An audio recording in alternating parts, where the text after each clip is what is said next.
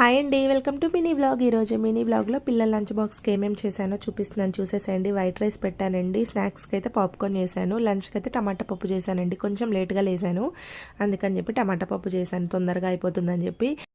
సింపుల్గా ఈజీగా చేసుకునే ఒక బ్రేక్ఫాస్ట్ని చూపిస్తాను. ఈ రెసిపీ మీ అందరికీ తెలిసిందే, కాకపోతే నా స్టైల్లో ట్రై చేయండి.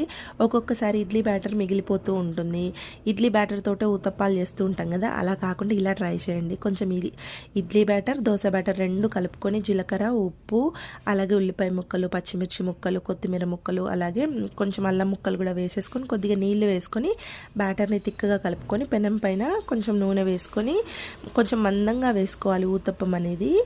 మూత పెట్టుకొని లో ఫ్లేమ్లో మంచిగా దూరగా కాలనివ్వాలండి.